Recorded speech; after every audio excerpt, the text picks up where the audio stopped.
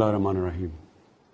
Some 20 years ago, if we spoke about climate change, we were normally met with cynicism, skepticism, even ridicule.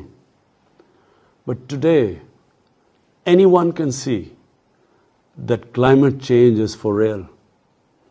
Record temperatures in Siberia, ice melting on the poles, temperatures in Europe unprecedented, fires ravaging Australia, California, cyclones, hurricanes.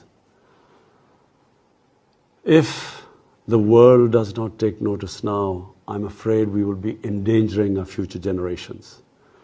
We in Pakistan realized about a decade ago that the glaciers that feed our rivers, the glaciers in the mountains that feed our rivers, the rivers that feed our population, the glaciers were melting at a much faster rate.